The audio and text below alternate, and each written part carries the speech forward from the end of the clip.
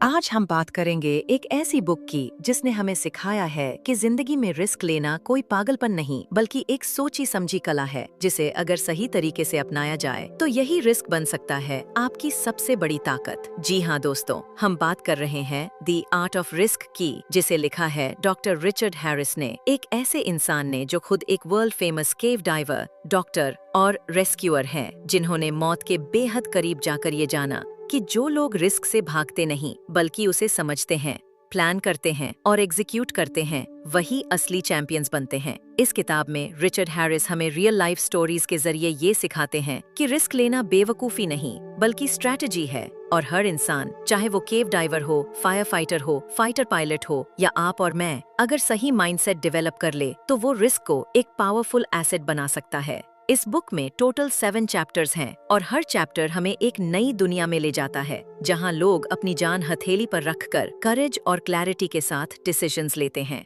उनकी ये जर्नीज हमें ये समझाती हैं कि रिस्क को कैसे मेजर करें, फियर को कैसे समझें और उसे चैनल करें, और कैसे हम अपने दिमाग को ट्रेन करें ताकि हम हर कठिन परिस्थिति में भी काम और डिसाइसिव रहें। तो अगर आप भी अपने कंफर्ट जोन से निकलकर लाइफ में कुछ बड़ा, मीनिंगफुल और इम्पैक्टफुल करना चाहते हैं तो ये समरी आपके लिए है। आप देख रहे हैं माइंडसेट पीडिया, जहां हर पन्ना खोलता है एक नए माइंडसेट का दरवाजा, क्योंकि दिमाग का लॉक किताब से होगा अनलॉक। चलिए अब शुरू करते हैं इस जबरदस्त किताब का पहला चैप्टर, जहां हम मिलेंगे एक ऐसे इंसान से जो अंधेरी, संकरी, जानलेवा केव में घुसकर जिंदगी बचाता है। चैप्टर 1, द केव डाइवर, जोखिम की गहराइयों में उतरने की कला। इस चैप्टर की शुरुआत होती है एक ऐसे इंसान की कहानी से जिसने रिस्क को न सिर्फ अपनाया बल्कि उसे अपनी लाइफ सेविंग स्किल में बदल दिया। हम बात कर रहे हैं खुद रिचर्ड हैरिस की, जो प्रोफेशन से एक एनेस्थेटिस्ट हैं लेकिन दिल से एक पैशनेट केव डाइवर। अब आप सोचिए, एक ऐसी जगह जहां सूरज की रोशनी तक नहीं पहुंचती, जहां एक गलती मौत का कारण बन सकती है, वहां कोई इंसान क्यों जाएगा? रिचर्ड हैरिस बताते हैं कि केव डाइविंग में सबसे बड़ा चैलेंज होता है विजिबिलिटी, प्रेशर और पैनिक, लेकिन वही वो ये भी समझाते हैं कि रियल डेंजर सिर्फ बाहर की एनवायरनमेंट में नहीं बल्कि आपके माइंड के अंदर होता है। Mindset matters. केव डाइविंग एक ऐसा एडवेंचर है जहां आपकी सेफ्टी इस बात पर डिपेंड करती है कि आप अपने डर को कितना समझते हैं और मैनेज करते हैं। रिचर्ड बताते हैं कि पैनिक कभी बाहर से नहीं आता, वो अंदर से उपजता है, और जब आप अपने थॉट्स को ऑब्जर्व करना सीख जाते हैं तो आप अपने फियर को कंट्रोल करने लगते हैं। वही स्किल लाइफ के हर फील्ड में काम आती है। Control under pressure. जब रिचर्ड हैरिस ने थाईलैंड की थाम लुआंग केव रेस्क्यू मिशन में हिस्सा लिया था तो वहां 12 बच्चे और उनका कोच अंधेरे में फंसे हुए थे। इस ऑपरेशन ने दुनिया को दिखाया कि preparedness plus calmness equals real heroism. उनका कहना है, the deeper you go the कामर यू मस्ट बिकम। ये सिर्फ केव के लिए नहीं, जिंदगी के हर चैलेंज के लिए भी सच है। जब हालात टाइट हों तब घबराने से नहीं, सोचने और समझदारी से एक्शन लेने से फर्क पड़ता है। Risk versus recklessness. इस चैप्टर में रिचर्ड एक बहुत क्लियर मैसेज देते हैं, रिस्क लेना और रेकलेस होना ये 2 अलग चीजें हैं। रिस्क लेना तब समझदारी है जब आपने तैयारी की हो, आप अवेयर हों, आप कामली रिस्पॉन्ड कर सकें, और यही माइंडसेट हर इंसान डेवलप कर सकता है, चाहे आप एक कॉर्पोरेट लीडर हों, डॉक्टर हों, स्टूडेंट हों या कोई भी इंसान जो जिंदगी में बड़े फैसले लेना चाहता है। की टेकअवेज। रिस्क को अवॉइड मत करो, उसे समझो, फियर को फील करो लेकिन उसे डोमिनेट मत करने दो। Preparation plus self awareness equals risk mastery. Calmness is a super power. इस चैप्टर से हमें ये सीख मिलती है कि जो लोग रिस्क को फेस करना सीखते हैं वो न सिर्फ दूसरों की जान बचाते हैं बल्कि अपनी जिंदगी को भी एक नई गहराई और मकसद देते हैं। तो दोस्तों, यही था द केव डाइवर का डीप और इंस्पायरिंग सफर। अब चलिए बढ़ते हैं आगे। चैप्टर 2, द क्लाइंबर, ऊंचाइयों की तरफ बढ़ता हर कदम।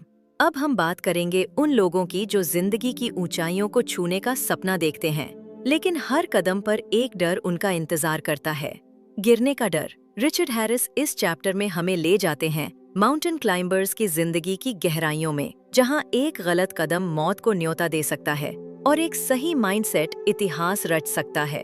Climbing is not just about strength, it's about control. Climbers के लिए फिजिकल स्ट्रेंथ जरूरी है, लेकिन उससे कहीं ज्यादा जरूरी होता है मेंटल क्लैरिटी और इमोशनल बैलेंस। जब आप हजारों फीट ऊपर एक बर्फीली चोटी पर खड़े होते हैं, तब सिर्फ एक चीज काम आती है, आपका फोकस और आपकी सोच। रिचर्ड बताते हैं कि कई क्लाइंबर्स फिजिकली प्रिपेयर्ड थे, लेकिन उनकी मेंटल कंडीशनिंग कमजोर थी और यही उन्हें वापस ले आया। Fear versus focus.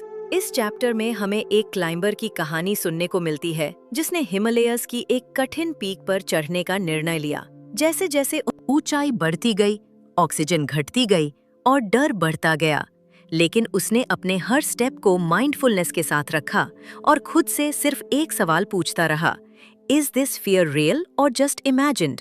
रिचर्ड समझाते हैं कि ज्यादातर डर हमारे माइंड का इल्यूजन होते हैं। जब आप उन डर को ऑब्जर्व करते हो तो वो डिसअपीयर होने लगते हैं। जब आप उनसे भागते हो तो वो और भी ज्यादा ताकतवर बन जाते हैं। The art of staying present climbers हमें ये सिखाते हैं कि हर छोटा स्टेप इम्पॉर्टेंट होता है। अगर आपने एक कदम भी ध्यान से नहीं रखा तो नतीजा बहुत भारी पड़ सकता है। इसलिए रिचर्ड कहते हैं, climbing is about mastering the moment. ये बात सिर्फ पहाड़ों के लिए नहीं, जिंदगी के हर बड़े गोल के लिए भी सच है। Tools for risk assessment. इस चैप्टर में रिचर्ड कुछ बहुत प्रैक्टिकल टूल्स बताते हैं जो हर क्लाइंबर और डिसीजन मेकर इस्तेमाल करता है। प्री प्लानिंग और रूट मैपिंग, वेदर और terrain awareness, mental rehearsal of worst case scenarios, team trust और कम्युनिकेशन क्लैरिटी। ये सभी टूल्स हमें सिखाते हैं कि रिस्क को फेस करने से पहले तैयारी सबसे बड़ी स्ट्रैटेजी होती है। की लर्निंग्स। हर ऊंचाई पर चढ़ने से पहले अपने अंदर के डर को पहचानो और उसकी तैयारी करो। हर सक्सेस की पीक पर पहुंचने के लिए आपको बार बार गिरने का करेज रखना पड़ेगा। अकेले मत चढ़ो, सही सपोर्ट सिस्टम और स्ट्रॉन्ग टीम बनाओ। और सबसे जरूरी, हर एक कदम नाव में रखो, फ्यूचर की चिंता में नहीं। तो दोस्तों, द क्लाइंबर हमें ये सिखाता है कि चोटियां वही छूता है जो गिरने से नहीं डरता, बल्कि गिरने के बावजूद दोबारा चढ़ने की हिम्मत रखता है। अब अगले चैप्टर में हम मिलेंगे एक ऐसे इंसान से जो डर से नहीं, एडवेंचर से एनर्जी लेता है। Chapter 3, the adventurer. रिस्क को डर नहीं, एक रोमांच के रूप में कैसे अपनाएं। अब हम बात करेंगे एक ऐसे इंसान की जो हर अनजान रास्ते को एक चैलेंज नहीं बल्कि एडवेंचर की तरह देखता है। Richard Harris. इस चैप्टर में हमें एक ऐसे पर्सपेक्टिव से मिलवाते हैं जहां रिस्क अवॉइडेंस नहीं, रिस्क एम्ब्रेस करना सीखना होता है। Who is the adventurer? The adventurer वो इंसान है जो नई जगहों पर जाता है, नई परिस्थितियों में खुद को परखता है और हर बार कुछ नया सीख कर बाहर आता है। लेकिन ध्यान देने वाली बात यह है, ये एडवेंचरस स्पिरिट बिना सोच समझ के नहीं आती। इसके पीछे होती है years of preparation, learning and mental training, embracing the unknown। Richard बताते हैं कि जब आप किसी एडवेंचर पर निकलते हो तो आपकी पहली मुलाकात अनसर्टेनिटी से होती है। हर टर्न के बाद क्या मिलेगा कोई नहीं जानता, लेकिन यही अनसर्टेनिटी आपके ग्रोथ और रेजिलियंस का फाउंडेशन बनती है। दी एडवेंचरर जानता है कि अगर उसे कुछ एक्स्ट्रा ऑर्डिनरी हासिल करना है तो उसे कंफर्ट जोन से बाहर आना होगा और उसी डिस्कम्फर्ट में खुद को ढालना होगा। Turning risk into reward. इस चैप्टर में रिचर्ड एक बहुत जरूरी बात बताते हैं। Adventurers don't seek risk for thrill, they seek it to transform themselves. यानी रिस्क लेना थ्रिल के लिए नहीं होता, बल्कि अपने अंदर की कैपेबिलिटीज डिस्कवर करने के लिए होता है। जब आप किसी न्यू टेरेन पर जाते हैं, किसी अनफेमिलियर सिचुएशन का सामना करते हैं, तब आप अपने माइंड और बॉडी की हिडन स्ट्रेंथ्स को एक्टिवेट करते हैं। Mindset of an adventurer, curiosity over comfort. हर नई चीज को एक्सप्लोर करने का माइंडसेट। एक्सेप्टेंस ऑफ फेलियर, गिरना एक हिस्सा है लर्निंग का। ऑब्जर्वेशन विद ओपननेस, हर अनुभव को बिना जजमेंट के देखना। अडेप्टेबिलिटी, हर परिस्थिति में खुद को ढालने की कला। ये क्वालिटीज सिर्फ ट्रैवल या डेंजरस एक्सपीडिशंस के लिए नहीं, बल्कि जिंदगी के हर टर्निंग पॉइंट पर काम आती हैं। Practical lessons. किसी भी नए चैलेंज को अपनाने से पहले खुद से पूछिए, क्या ये मुझे ग्रो करने में मदद करेगा? कंफर्ट जोन से बाहर आने की प्रैक्टिस कीजिए, चाहे वो एक नया स्किल सीखना हो या किसी अननोन से बात करना। फियर को ऑब्जर्व कीजिए, उसे इग्नोर मत कीजिए। हर एक्सपीरियंस से कुछ सीख निकालिए, भले वो पेनफुल ही क्यों ना हो। की टेकअवेज। एडवेंचर में क्लैरिटी और कैलकुलेशन भी जरूरी है। हर डर के पीछे एक ब्रेक थ्रू छुपा होता है। रिस्क लेने की हैबिट आपको ऑर्डिनरी से एक्स्ट्रा ऑर्डिनरी बनने का मौका देती है। अननोन में जाने की हिम्मत ही असली मास्टरी की ओर पहला कदम है। तो दोस्तों, द एडवेंचरर सिर्फ एक डेयरिंग इंसान की कहानी नहीं, ये हम सब के अंदर मौजूद उस स्पिरिट की कहानी है जो जिंदगी को एक जर्नी की तरह एक्सप्लोर करना चाहती है। चैप्टर 4, द फाइटर पायलट, जब हर सेकंड में डिसीजन लेना हो। अब हम पहुंच चुके हैं वहां जहां ग्राउंड जीरो नहीं, स्काई जीरो होता है, जहां एक छोटी सी गलती आपकी जिंदगी का आखिरी डिसीजन हो सकती है। द फाइटर पायलट का चैप्टर हमें लेकर चलता है एक ऐसे इंसान की दुनिया में जो रोजाना रिस्क नहीं लेता। वो उसे कैलकुलेट करता है, प्रिडिक्ट करता है और एग्जीक्यूट करता है मिलीसेकंड लेवल पर। रिचर्ड हैरिस इस अध्याय में दिखाते हैं कि रिस्क टेकिंग सिर्फ साहस नहीं बल्कि एक सिस्टमैटिक मेंटल डिसिप्लिन भी है। High speed risk, mind like अ मशीन। फाइटर पायलट के कॉकपिट में बैठा इंसान किसी सुपर हीरो जैसा दिख सकता है, लेकिन असल में वो एक फाइनली ट्रेन्ड ह्यूमन होता है जो हर सेकंड में डिसीजन मेकिंग कर रहा होता है। 600 माइल्स पर आवर की स्पीड, हजारों फीट की एल्टीट्यूड, सामने दुश्मन या संकट, इन सब के बीच पायलट को रखना होता है अपने इमोशंस पर 100% कंट्रोल। हैरिस लिखते हैं, calmness under chaos is not natural, it is trained. Risk को कैसे मैनेज करें? फाइटर पायलट रिस्क को डर की तरह नहीं देखता बल्कि डाटा की तरह पढ़ता है। वो real time information, past experience और इंस्टिंक्टिव अवेयरनेस को कंबाइन करता है। उनकी ट्रेनिंग उन्हें सिखाती है pre plan every emergency, stay present not panicked, execute then evaluate. Pilot की डिसीजन मेकिंग एक पैटर्न पर चलती है, observe, orient, decide, act. When failure is not an option. Fighter pilot की दुनिया में फेलियर इक्वल्स फेटल होता है, लेकिन फिर भी हैरिस बताते हैं कि ये लोग परफेक्शन नहीं, प्रेपरेशन पर भरोसा करते हैं। वो हर मिशन से पहले रिस्क सिनेरियोज विजुअलाइज करते हैं, कंटिंजेंसी प्लान्स रेडी रखते हैं, अपनी लिमिटेशंस को समझते हैं। यही उन्हें ओवर कॉन्फिडेंस से बचाता है और रियलिटी में ग्राउंडेड रखता है। फोकस एंड फ्लो पायलट की सबसे बड़ी ताकत है। फोकस, वो जानता है कि डिस्ट्रैक्शन का मतलब है डिजास्टर, इसलिए वो फ्लो स्टेट में ऑपरेट करता है। नो पास्ट, नो फ्यूचर, सिर्फ अब। बॉडी, माइंड और एक्शन सब अलाइंड। रिस्क एक चैलेंज है, not a threat. Lessons from the fighter pilot. High stakes risk taking में इमोशन नहीं, एक्सिक्यूशन चाहिए। हर रिस्क से पहले preparation is power. Self awareness, rapid learning और डिसाइसिवनेस ही जीत दिलाती है। लाइफ के हर कॉन्फ्लिक्ट में काम रहना सबसे बड़ा वेपन है। तो दोस्तों, द फाइटर पायलट हमें सिखाता है कि जिंदगी की किसी भी कठिन परिस्थिति में अगर हम काम, फोकस्ड और प्रिपेयर्ड हैं, तो हम किसी भी चैलेंज को पार कर सकते हैं। और अब हम उतरेंगे एक बिल्कुल नई जमीन पर, जहां बोर्ड रूम के डिसीजन और कॉर्पोरेट रिस्क की बात होगी। चैप्टर 5, द बिजनेस वुमन, जब रिस्क बन जाता है स्ट्रेटेजिक मूव। अब हम मिलते हैं एक ऐसी महिला से जो न केवल कॉर्पोरेट दुनिया में अपना नाम बना चुकी है, बल्कि रिस्क को एक कैलकुलेटेड वेपन की तरह इस्तेमाल करती है। द बिजनेस वुमन का चैप्टर हमें एक ऐसी लीडर की कहानी सुनाता है जिसने मार्केट अनसर्टेनिटी, पर्सनल क्रिटिसिज्म और फेलियर के डर को पार करते हुए अपने डिसीजन से दुनिया को दिखा दिया कि एक क्लियर विजन और स्ट्रॉन्ग कन्विक्शन से हर रिस्क को रिवॉर्ड में बदला जा सकता है।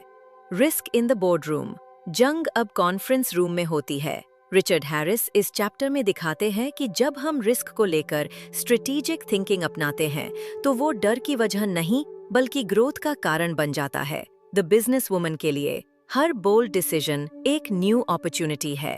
वो जानती हैं कि सेफ गेम खेलने से बड़ा आउटकम नहीं मिलता, इसलिए वो लॉन्ग टर्म विजन को शॉर्ट टर्म डिस्कम्फर्ट से ज्यादा महत्व देती हैं। Risk management equals strategic thinking. इस लीडर की खास बात यह है कि वो सिर्फ इंस्टिंक्ट से काम नहीं करती, बल्कि हर डिसीजन से पहले वो अप्लाई करती हैं। 1. बायल मार्केट रिसर्च, 2. स्वॉट analysis, 3. Risk to reward ratio, 4. Scenario planning. वो मानती है risk unmanaged is danger, risk calculated is power. Growth versus comfort, choice करना ही लीडरशिप है। बिजनेस वुमन अपने कंफर्ट जोन में नहीं रहती, बल्कि वो जानबूझकर उन जगहों पर जाती हैं जहां अनसर्टेनिटी ज्यादा हो। जब लोग रिसेशन से डर रहे थे, उन्होंने नई कंपनी लॉन्च की। जब कंपेटिटर्स सेफ रूट चुन रहे थे, उन्होंने इनोवेशन में इन्वेस्ट किया। जब एम्प्लॉइज लो मोराल में थे, उन्होंने कल्चर बदलने का रिस्क लिया। उनके लिए फेलियर कोई एंड नहीं बल्कि नेक्स्ट लेसन होता है। Female leadership and emotional intelligence. Richard इस बात पर भी जोर देते हैं कि इस बिजनेस वुमन की एक और ताकत है, इमोशनल इंटेलिजेंस।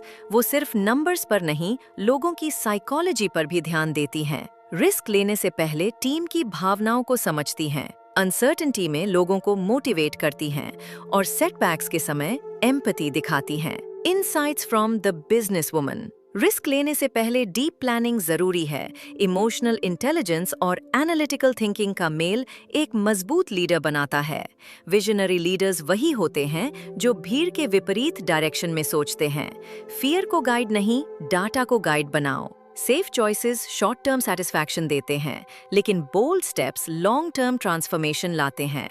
तो दोस्तों, द बिजनेस वुमन का ये चैप्टर हमें सिखाता है कि रिस्क टेकिंग सिर्फ एडवेंचरस लोगों का काम नहीं, बल्कि विजनरी, थॉटफुल और अवेयर लीडर्स का आर्ट होता है। अब हम अगले रोमांचक अध्याय की ओर बढ़ते हैं। चैप्टर 6, द फायर फाइटर, जब डर के सामने खड़ा होना ही कर्तव्य होता है। अब हम मिलते हैं एक ऐसे इंसान से जिसके लिए रिस्क कोई चॉइस नहीं बल्कि हर दिन का रूटीन है, एक फायर फाइटर। रिचर्ड हैरिस इस चैप्टर में हमें लेकर चलते हैं एक ऐसी दुनिया में जहां डेंजर हर मोड़ पर खड़ा होता है और जहां सर्वाइवल सिर्फ स्किल से नहीं बल्कि माइंडसेट से तय होता है। फायर फाइटर की दुनिया, सेकंड्स में होते हैं फैसले। फायर फाइटर जब बर्निंग बिल्डिंग्स में घुसते हैं तो उनके पास टाइम नहीं होता सोचने का, बस रिस्पॉन्ड करना होता है। लेकिन ये रिस्पॉन्स कोई इम्पल्सिव एक्ट नहीं होता बल्कि एक ट्रेन्ड रिफ्लेक्स होता है। वो जानते हैं रिस्क को न्यूट्रल करना है, अवॉइड नहीं। फिर को कंट्रोल करना है, सप्रेस नहीं। और क्लैरिटी मेंटेन करनी है, even in chaos। Calmness in chaos, mindset is the gear। Richard बताते हैं कि फायर फाइटर्स का सबसे बड़ा स्ट्रेंथ उनका फिजिकल स्टैमिना नहीं बल्कि उनका काम और फोकस्ड माइंड होता है। जब चारों तरफ धुआं हो, विजिबिलिटी जीरो हो और हर सेकंड क्रिटिकल हो, तब वो इनवर्ड फोकस, ब्रीदिंग अवेयरनेस और ट्रेनिंग पर भरोसा करते हैं। वो मानते हैं panic kills faster than fire. Risk को कैसे बनाएं? रिस्पॉन्सिबिलिटी। फायर फाइटर का काम है न केवल खुद को बचाना बल्कि दूसरों को भी सेफ निकालना। इसलिए रिस्क उनके लिए सिर्फ पर्सनल नहीं बल्कि एक मॉरल ड्यूटी बन जाता है उनके लिए। प्रेपरेशन ही पहला स्टेप होता है रिस्क मास्टरी का। Every drill, every scenario practice is sacred. वो मेंटली रिहर्स करते हैं वर्स्ट केस सिचुएशंस को और एक्चुअल इमरजेंसी में एक्ट करते हैं उस ब्लूप्रिंट के अनुसार। फायर फाइटर से क्या सीखें हम? 1. Stay prepared even for the worst, क्योंकि रिस्क कभी वार्निंग नहीं देता। 2. Border your nervous system, ताकि संकट में भी दिमाग शांत रहे। 3. Think for others, क्योंकि जिम्मेदारी का भाव डर से बड़ा होता है। 4. Trust the team, अकेले नहीं, मिलकर ही बड़ा क्राइसिस संभाला जा सकता है। 5. Courage is equal to fear plus action, डर होगा ही लेकिन कदम फिर भी उठाना है। फायर फाइटर की कहानी का सार। फायर फाइटर हमें सिखाते हैं कि रिस्क को फेस करना बहादुरी नहीं बल्कि उसका कामली और वाइजली सामना करना सच्ची मैच्योरिटी है। हर इंसान की जिंदगी में कभी ना कभी ऐसी आग जरूर आती है, इमोशनल, मेंटल या प्रोफेशनल। लेकिन अगर हमने अपने अंदर वो काम और करेज डेवलप किया हो तो हम उस आग को भी अपॉर्चुनिटी की रोशनी में बदल सकते हैं। तो दोस्तों, ये था चैप्टर 6, द फायर फाइटर का पावरफुल लेसन। अब हम पहुंच चुके हैं इस इंस्पायरिंग किताब द आर्ट ऑफ रिस्क के अंतिम और सबसे गहराई भरे हिस्से में। इस पार्ट में रिचर्ड हैरिस इन सभी कहानियों से निकले कोर लेसन्स को जोड़ते हैं और हमें एक ऐसा रोड मैप देते हैं जिससे हम सभी अपनी जिंदगी में ज्यादा साहसी, ज्यादा समझदार और ज्यादा प्रभावशाली रिस्क टेकर बन सकते हैं। Chapter 7, the conclusion, how to become a better risk taker, risk लेने की कला को कैसे साधें। अब तक की सभी कहानियां, केव डाइवर से लेकर फायर फाइटर तक, हमें एक बात सिखाती हैं, रिस्क लेना एक इंस्टिंक्ट नहीं, एक आर्ट है। रिचर्ड हैरिस इस फाइनल चैप्टर में हमें बताते हैं कि कैसे हम सभी इस आर्ट को सीख सकते हैं, प्रैक्टिस कर सकते हैं और अपनी जिंदगी में लागू कर सकते हैं। रिस्क लेने का सही तरीका। Mindset matters more than muscles. Richard का मानना है कि रिस्क लेने की कैपेसिटी शरीर से नहीं, माइंडसेट से आती है। सच्चा रिस्क टेकर कोई डेयर डेविल नहीं होता, बल्कि वो होता है जो अवेयर होता है, प्रिपेयर्ड होता है और अपने डिसीजंस में ग्राउंडेड होता है। की क्वालिटी होती है सेल्फ अवेयरनेस। जब आप अपने इमोशंस, फियर्स और इंस्टिंक्ट्स को पहचान लेते हैं, तभी आप सही समय पर सही कदम उठा पाते हैं। Decision making under pressure, training your brain. Richard कुछ ऐसे टूल्स और स्ट्रैटेजीज शेयर करते हैं जिन्हें आप अपने रोजमर्रा के जीवन में लागू कर सकते हैं। Visualization practice. Mentally rehearse high risk scenarios. 2. Breach journaling your fears. अपने डर को लिखना, उन्हें नाम देना। 3. बैनो माइक्रो करेज। रोज छोटे छोटे रिस्क लेकर खुद को तैयार करना। Tract based team building. अकेले नहीं, भरोसेमंद सपोर्ट सिस्टम के साथ रिस्क लेना। 5. Breathing and calmness. शरीर को शांत रखकर माइंड को कंट्रोल करना। रिस्क और रिवॉर्ड के बीच संतुलन। रिचर्ड समझाते हैं कि हर रिस्क का मतलब रेकलेस होना नहीं होता। स्मार्ट रिस्क टेकिंग में 3 चीजें जरूरी हैं: रिस्क की समझ, risk literacy, situational awareness, backup planning. जो लोग इम्पल्सिवली रिस्क लेते हैं वो गैम्बलर होते हैं, लेकिन जो समझदारी से अवेयर होकर रिस्क लेते हैं वो स्ट्रेटेजिक अचीवर्स बनते हैं। Takeaways. Risk taking as a conscious lifestyle. Richard Harris का मैसेज क्लियर है: रिस्क से भागिए मत, उसे समझिए। रिस्क को टालिए मत, उसे प्रिपेयर कीजिए। रिस्क में डरिए मत, उसमें ग्रो कीजिए। एक अच्छा रिस्क टेकर वही है जो हर कठिनाई को अपॉर्चुनिटी में बदल सकता है।